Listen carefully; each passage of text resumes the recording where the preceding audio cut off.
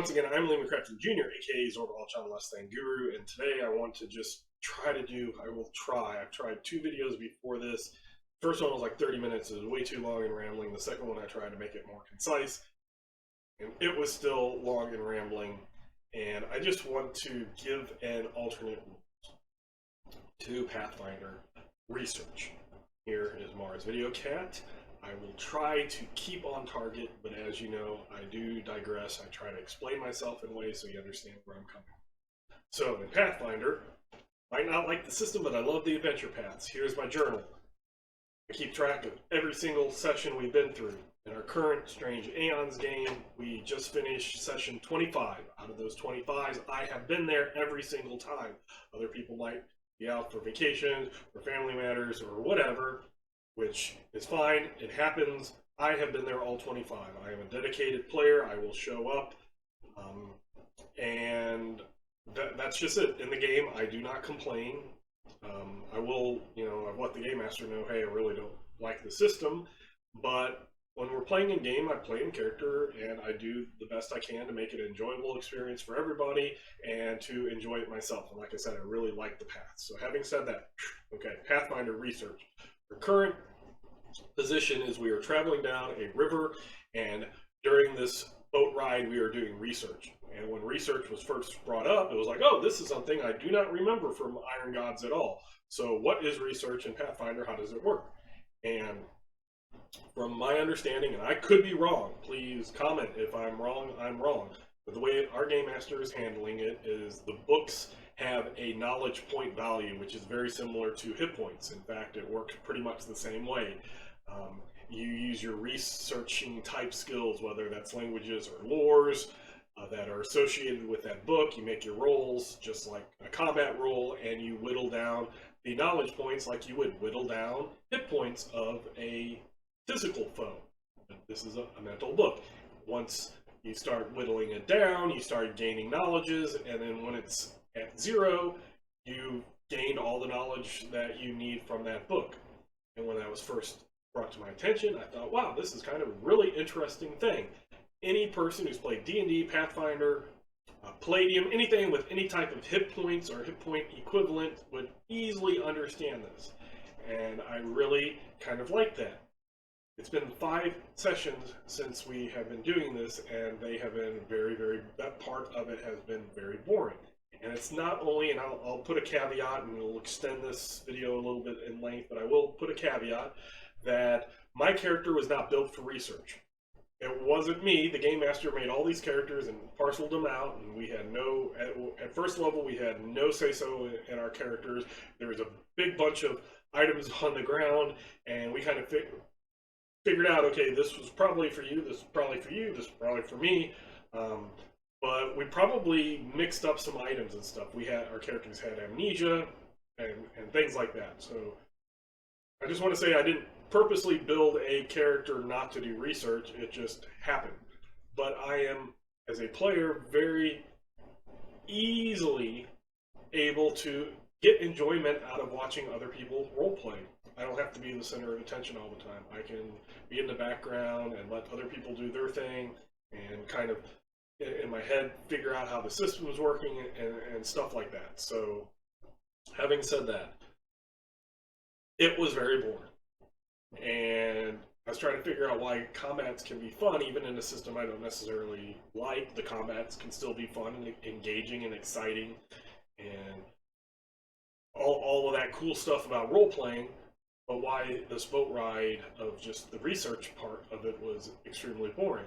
And I realize it's because there is no downside. There is no risk versus reward. In other games, again, sorry, a little digression. In other games, you might have it where you make a roll against something, and say a book to research, and you need a target number by X many. Well, you might not have got the maximum number of successes to get you all of that information, so maybe you obtained less information. Or in other cases, maybe it's just pointing you to go somewhere else, or you have to do other things. In Pathfinder, it's basically you just whittle away, and it's a matter of time and attrition. It's not a matter of we have to make this roll, otherwise we don't get information. It's just, it takes another day, or it takes another day.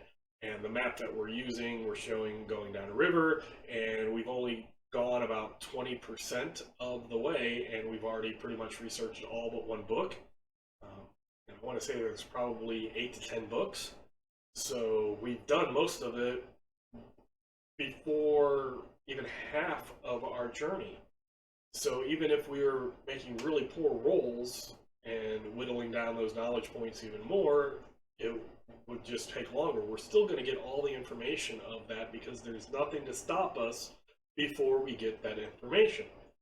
And the thing that I kind of was thinking about recently, and I talked to the game master about it, and I was like, I wish I would have knew how this was at the beginning, because I would have suggested this. It would have hurt us as a party, but to me it would have made it more of a conflict, a risk versus reward, which is have the books fight back. And what I mean by that is we were playing Call of Cthulhu. And if you know Call of Cthulhu, or Call of Cthulhu meets Strange Aeons, it's Call of Cthulhu meets Pathfinder. If you played Call of Cthulhu, or you read any of the Cthulhu Mythos books, you know that research into those type of things will drive your character insane. So why can't it fight back? When you're doing research, why can't it fight back? And if you're really smart and you're really getting into it and you're really doing a lot of damage to those knowledge points, knocking those down, shouldn't it be even affecting you worse? Like, I learned it faster, but my mind can't take it. That's how the whole background of the Call of Cthulhu mythos works. I remember playing Call of Cthulhu, and people trying to learn spells would drive them crazy, or trying to read some ancient lore. And if you have that dynamic, I just think that it would add to the game. Whether you're using the insanity rules of Pathfinder or you're making up something else. Also, I think this might be something that could be used for, say, Palladium. Palladium, official Palladium, first and second edition, and even like Rifts and stuff, do have a very strong Call of Cthulhu-ish ancient alien intelligence background story going on. And that might be a way to integrate that with those games as well. But especially in this Call of Cthulhu, Meet Pathfinder, and Strange Aeons, I just think that that would have given the research rules that kick that they needed. So every time you're not just wondering, oh, am I going to finish the book today and get all the information, or do I finish it tomorrow? No, it's I got a bunch of information now. Is that information going to kick me in the head? And I just think that that would have been a cool idea. So that's my Pathfinder rules